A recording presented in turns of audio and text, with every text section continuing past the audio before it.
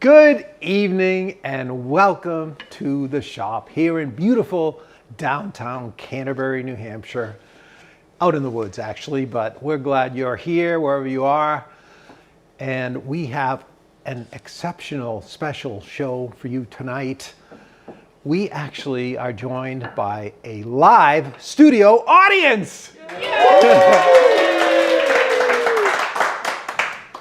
They always do that so well. But actually what we have here is a course going on this week that has been really great. We've had a great time making a contemporary dining chair.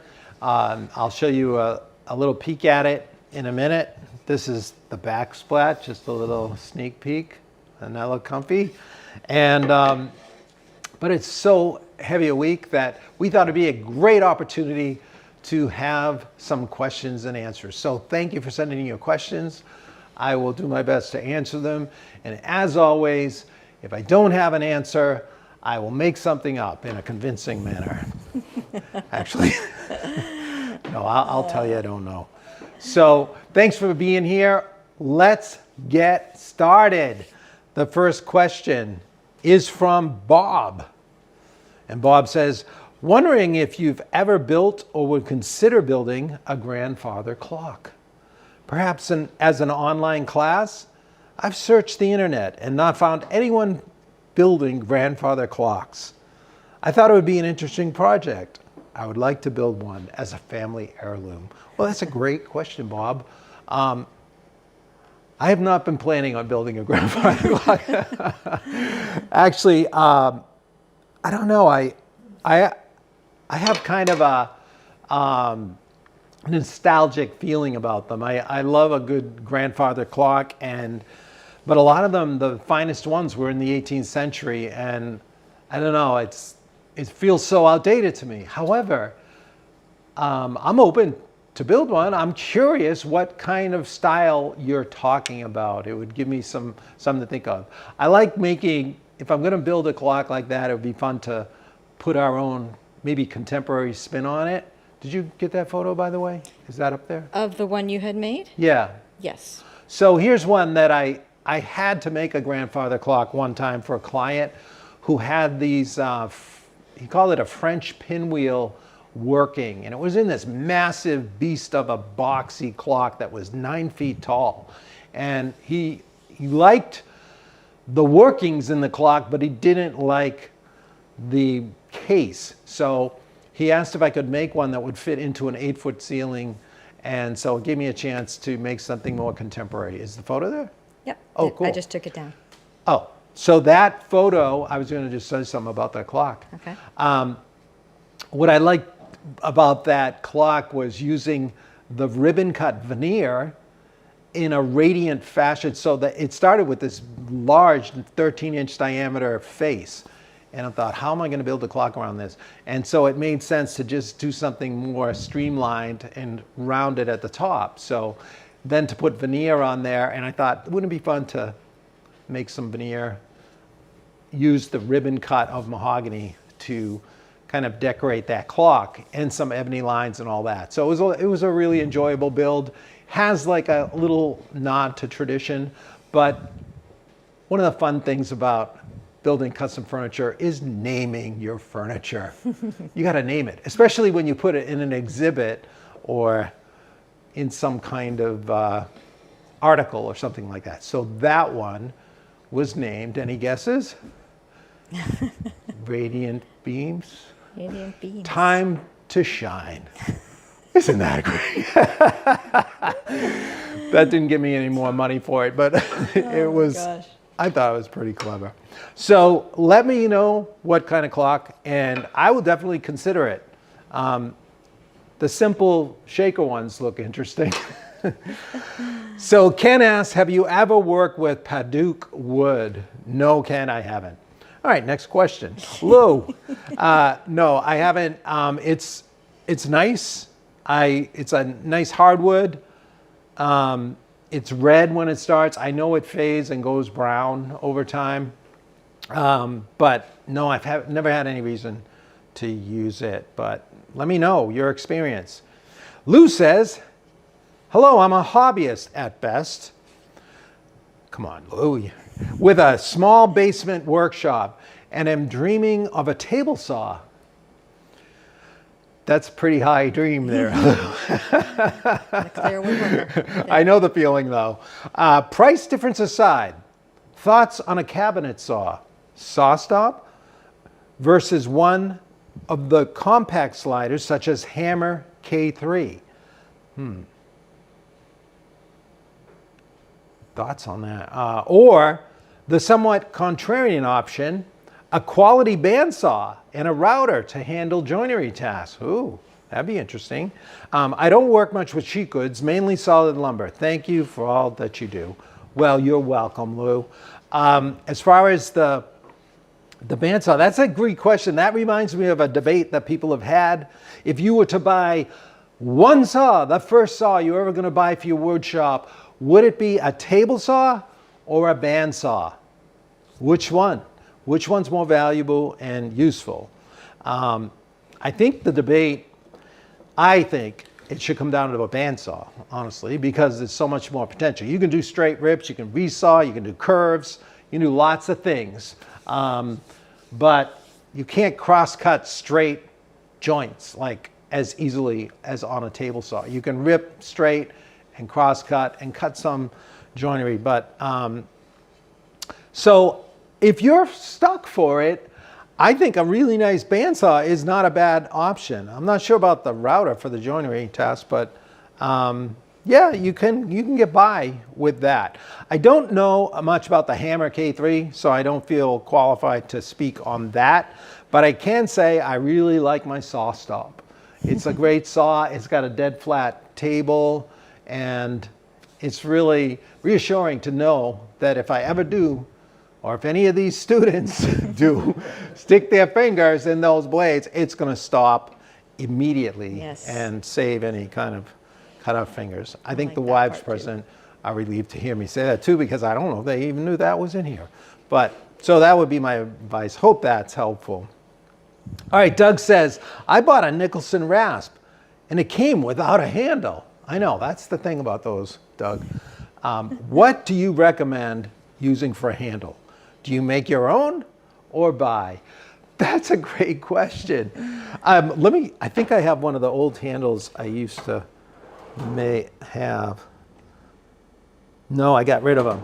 I bought a pack of these cheapo handles to put on my rasp, and then you'll be glad to know we actually had a video, a Shop Night Live episode, where we made handles. In fact, here's my rasp. My Nicholson rasp came without handles too.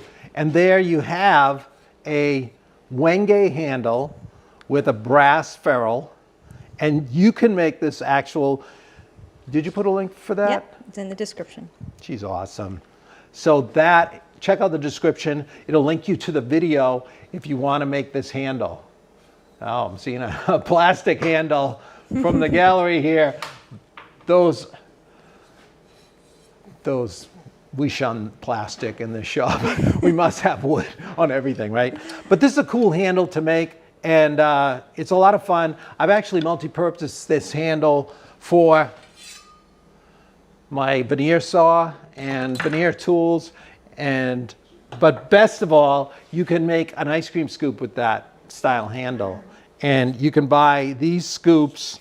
We got a link to ice cream scoop video too. If you're making handles, this is the classic. I love this because it reminds me of going to the ice cream store where you know, they go and they scoop it out for you and go back to the big tanks and scoop it out. But this is from Crooked Mill Woodworking, and they show a handle on there, but I think we can do much better than that. If you go to that video, the link to the handle. Yeah, that, and you'll get a link to the ferrules and all that good stuff. Yeah. So thanks, that was great. Yeah, I do love having my own handles.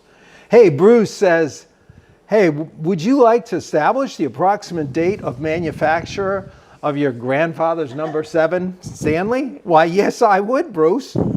I can send a PDF file, and you can try this. I would love to, Bruce. He's already done that. Oh, he's unbelievable. maybe other people would like to see that too. I don't know if other people are interested in dating.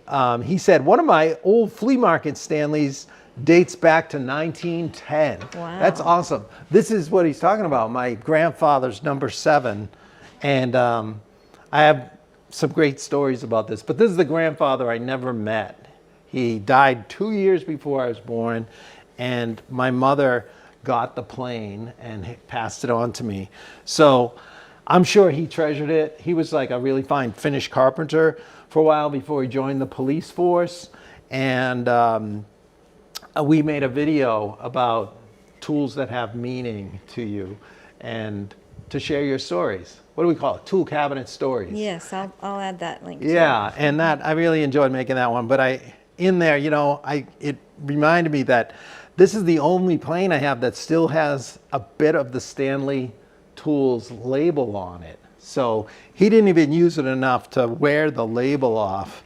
Unfortunately, he was killed on duty as a police officer 2 years before I was born at age 53. So that was a tragedy in our family that I don't know, those things you never get over. But we have fond memories of that plane as well. So, and it connects me with that heritage. So check out that video if you want to see. But I'm looking forward to seeing that, Bruce. I would like to know when he got that. I think it was, I think he probably bought it in the 30s, my guess. I can add that link also. I Oh, was kind of 20s to send. maybe. Thank you, Yeah. Bruce. Okay. Chris Broom says, I'm currently building your Wagner, or Wagner in the Western, styled round chair. I've made the curved laminated seat rail. Awesome. I jointed one edge, and then, because the housing on my bandsaw is too tall to cut the rail to width, as you demonstrated in the course, okay, I added the emphasis. I carefully passed the seat rail through my thickness planer to plane the opposite edge down to 2-inch width. Except for some minor scoring to the bottom inside of the rail, it worked okay. Chris is an excellent woodworker, by the way. He's worked on incredible organs, the kind you play. And he's like in the Yale organ down in that studio. But anyway, Chris is talking about this laminated seat rail. It's really the heart and the core element of that Wagner round chair. And it's laminated for strength, and the legs tie into this seat rail, this round seat rail. But it is one of the challenges because you have to, after it's laminated, you have all the glue and all the unevenness, and you have to make it smooth and parallel and 2 inches, really finish that edge nice and smooth. How do you do that with a round thing? Well, we carefully pass it over the joiner by spinning it like that and joint one edge. Then you've got this rough edge. What Chris is talking about is like when you set it on the bandsaw, if your bandsaw is not short enough, I used my little Inca, it traveled over it just fine. But that's not how it works for everyone. So I have done it on the table saw. It's a little hairy, right? So I didn't recommend that, and I didn't want to show that. I thought your idea to pass it through the planer was great. But if you did mention to give alternative ways that I mentioned the table saw is an option. Yes, a featherboard would work well to keep it from twisting. I would have a featherboard like this. I would put one in front and have pressure, and you're going to have a higher fence on your table saw, and then you're going to feed it, and even on the outfeed, see it, the danger is it wanting to tip back, not so much for kickback, but to ruin the piece. So you could have a taller outfeed featherboard on the outside, and if you rig this thing up right, and did some passes with the blade down, you could really feel your way along and get it figured out to run it through. But those are the kind of things that I don't typically share in classes because it's higher risk and than running it through the planer. So I would recommend trying. You did the right thing, I think, on the planer, but that could work. All right, Troy said, I'm working on through mortise and tenon joinery for a door. Any tips on getting a tight fit for the shoe side? I think he meant show side. All right. Through tenons, coming through a door, the tenon is exposed on the outside. And now, when you're fitting a tenon through a mortise like that goes through a leg, I wish I had a show and tell here, but I don't. You've got to fit that tenon so it fits smoothly all the way through, and then you want it to be tight on the outside. So if you're working that tenon smaller to get it to fit to get to the exit point, by the time you get there, you're probably going to have a sloppy fit. I think that's what he's talking about. So here's the answer. And we share this in any course we have with through tenons. When you make your tenon, instead of fitting it on the inside, go to the exit point first and fit the tenon tight, nicely right there, and make sure it's tight, or it's going to be a good fit, but it's going to fit. Then go to the inside, and when you fit that tenon, you're not going to take anything off of that area that is going for the exit. So you're going to just work the inside of the mortise a little bit, or the cheeks of the tenon behind that point. So that's my best tip for that. It works well, and you can't go wrong. All right, Dan says, I've really liked making chairs and have already done the round chair. Awesome, congratulations. It's wonderful. It is just wonderful and a beautiful piece and a great experience to make and learn from. That's great. Nice of you to say. I don't think an entire Chippendale chair is in the cards for now, but I was wondering if you could do a Shop Night Live on how to make that notorious angled mortise and tenon joint on the rear leg of a Chippendale chair. That would be a very kind of narrow topic, I think. But yeah, complex joinery like that, that is a classic joint that scares a lot of people. We've actually referred to that in this course because we have that angled joint going into the back of the seat, but unlike Chippendale chairs, our back is parallel, so we don't have that added angle of the back. So I could try to explain it, but stay tuned. I will do something on that. I don't know if it'll be a Shop Night Live, but I am eager to up the game on chairs and add that kind of complexity soon. So yeah, good question. I do use a table saw to do it all anyway. Let's say, Jim said on your previous show you made and discussed tapered dovetails. Yes, that was with Andrew Hunter. Last week. Great time. Yeah, last week. Wow. I was wondering if they were used to prevent a wide table from warping, flexing, or how thick the battens should be if they were on wide. Let's say a 5-foot wide table using 3/4 to 1/2 inch thick planks. The table will have a frame to cover the edges and the dovetailed dado, and maybe you could discuss how much to space them. Wow. I'm thinking the battens would, he says, would have to be a lot thicker than the tabletop and must be tapered at each end so they can be seen, they can't be seen easily. Yeah, I've not attached truing battens, you know, to bottoms of dining table tops with sliding dovetails or tapered sliding dovetails. I think it's a great method, but I can show you what I have attached. This is the actual dimension that we use for cleats to keep dining tables flat at Pugs. This is for a leaf, so it's tapering here so it's not seen toward the end and it's set in a little bit. This came off of the leaf of a dining table, which is 22 inches wide. But all the cleats were like this high, so on the main table, so we made a block, so 1 7/8, believe it or not. And the block of the table that the pedestals sit on was like 1 3/4. So anyway, that's pretty heavy, and if you put your sliding dovetail on the top of that, I know that would work, but I'm not sure. Maybe somebody can chime in who's into sliding dovetail cleats on dining tables. Let me move to, Ron says, my most difficult class with you was a bowed jewelry box.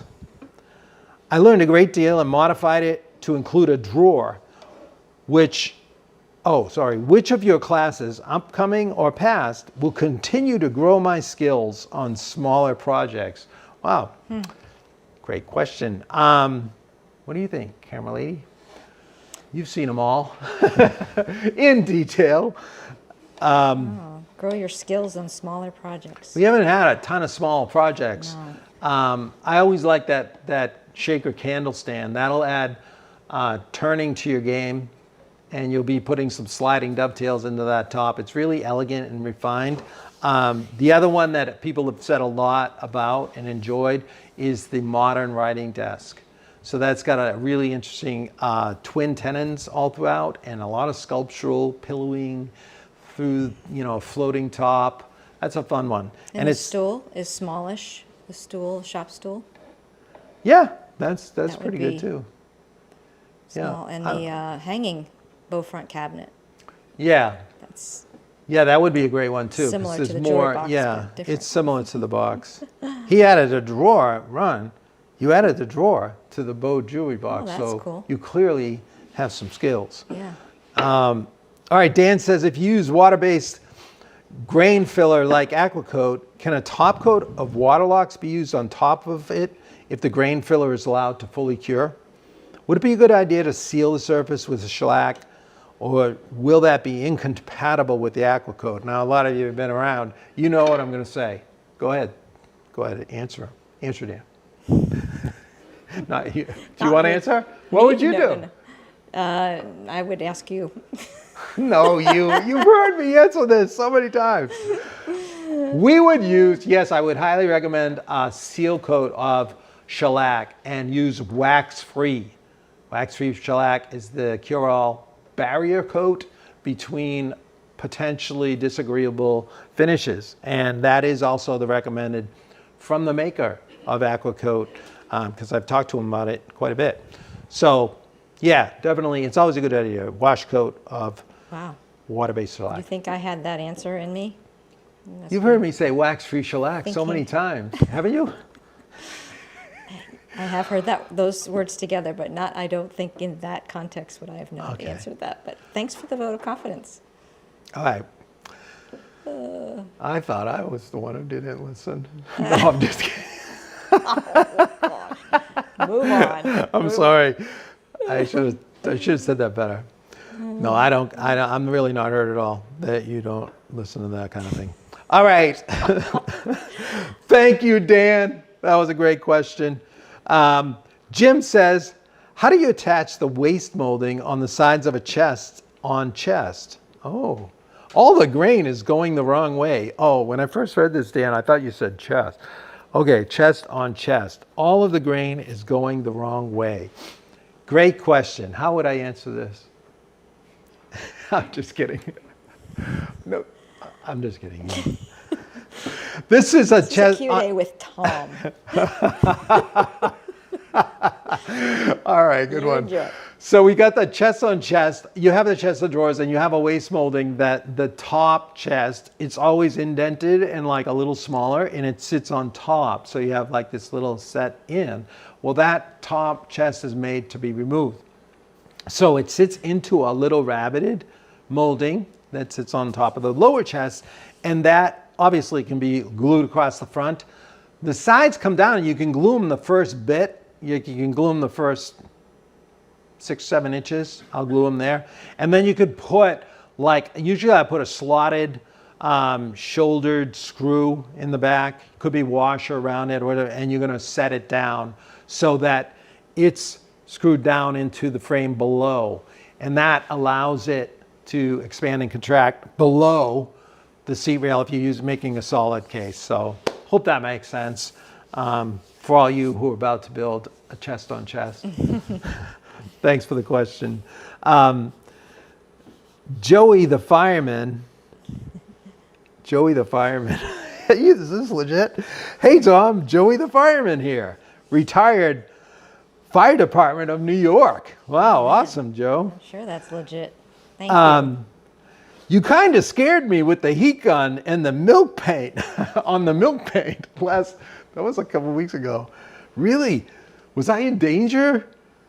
I didn't know that, Joey. Tell me what's wrong with that. I mean, I guess the milk paint, is lye flammable? It sounds like it is. I thought that was a very safe thing to do, actually. Next time, let me know, and I'll have a hose line stretched or fire extinguisher just in case. Thank you. I'm glad you really are thinking of us like that. Wow, I had no idea. A show about painting an urn, so it's timely. Well, it was milk paint. It's supposed to be super safe. Anyway. I trust him to know. Was wondering what sheen you prefer in the milk paint. Love Shop Night Live. Well, thanks so much, Joey. I'm glad you're out there watching out for us. And thank you for the sheen. Yeah. I thought it only came in one sheen, honestly. It dries very flat and it's kind of powdery and chalky. I like it because it builds fast and you can sand it easily. And it actually has a filling property, which is, I didn't see that coming. So just lightly sand it and it's very flat. So usually if you want a sheen, I would top coat it with like an oil varnish of some sort that has the sheen of your preference, which we did in that video, didn't we? Great, thanks for the question. Will says, when doing a glue up, can you clamp it too tight? And if so, how do you know when it's too much? I guess I've heard you can squeeze it too tight and starve the joint. You probably can't. I never had that problem. I just try to snug it up. Don't go overboard. Once it's tight, it's there. Don't go nuts. So especially those I-bar beam clamps, they can really exert a lot of pressure. So just when you see that pull up tight, that's it. Just pre-fit your joints so they're nice and you won't have to use extreme pressure at all. Steve asks, what do you recommend for attaching the cork rubber material on the inside of the vise? I'm no expert, Steve, but I wanted to put something on there that I could take off maybe in the future with some kind of adhesive. So I just use something, why I have it right here. I just use something like spray adhesive. This Loctite comes, this is middle tack. You can get like a really high tack, and I think I used that. I didn't have any more of it. This 3M is really good too. Multi-purpose adhesive. This stuff is almost like contact cement, but in a spray can, so it's super easy to deal with, and it works great. And Mark says, what's the best method you found to cut rectangular splines like the ones used in your shop cart video? Okay. Really appreciate it and finishing it tonight. Awesome, Mark. The splines, I can't even remember that I used splines in that video, but I guess I did. Usually I'm running just grooves on the table saw, just using the regular saw blade. You can have 1/8" splines a lot. I just rip the splines or run them through a drum sander. This is a heavier spline. This is a 1/4" spline. I use it sometimes with wing cutters like this, and you can just cut in a heavier application. But splines are easy to make yourself, so I would recommend doing that. Just sand them. You don't need a drum sander. You can rip them, usually really close to what you need. All right. Well, there is one question here from Bill. He says, when finishing bird's eye, is there a way to darken the eyes in the bird's eye maple? Yeah, find a bird with dark eyes.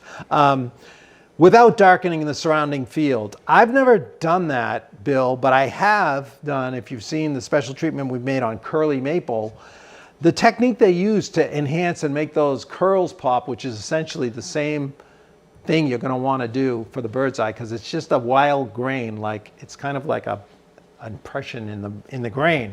So you have like this end grain coming out. The way they did it was actually first apply black on the whole piece. Just put like a black aniline dye, and then you're going to sand lightly, sand it back, and it's going to come off everything except that end grain. And so sand as much as you like. You can do it again if you sand it too much, and that'll be it. And the last question I have is from one of our live studio audience. No, you don't have to clap. No, I insist. Do you ever close your cabinet doors in your tool cabinet? And rarely, I have to say. You might notice by the amount of dust in there. But I'm going to close them so you can see the outside. It doesn't get seen very often, but this is This cabinet is kind of near and dear to my heart. I made it with the Guild of New Hampshire Woodworkers on a series of Saturday mornings. We had a great time gathering in the shop every month. But what was especially memorable about this is to make things that bring joy. You know that book of Getting Tidy? Surround yourself with things that bring joy, right? If you're going to put things in your house. So I tried, when I made this cabinet, I wanted to select some wood that really meant something to me. And this is some type of like swamp oak or something. It's really beautiful oak. And it was these large planks that I built this out of that I got when it came out of Pug Moore's backyard, the man I apprenticed with in Rocky Mount, North Carolina. So this cabinet is built from wood on his property, just like about 50 yards from the shop. They put a new road through back there. And so we ended up with some of this, and we had it bandsawn and cut up. So thanks for asking. It's nicely framed. This was the inspiration actually for our tool cabinet course that you can check out if you're interested in. It's just slightly smaller than that. Well, thank you so much for hanging out with us again. Remember, if you like this content, you want to see other information regarding woodworking, check out epicwoodworking.com, and also, especially the neighborhood there is a great place to hang out. And get on the mailing list, and you'll hear about classes like this one that we're having this week as well. So thanks for watching. Consider subscribing if you want, and share and like and all that good stuff. Well, on behalf of the live studio audience, you've been an awesome audience tonight. And of course, the marvelous camera lady is doing everything behind the camera. We appreciate you being here with us, and we look forward to seeing you next time, right back here on Shop Night Live. Good night, everybody. Good night, everyone. Thank you.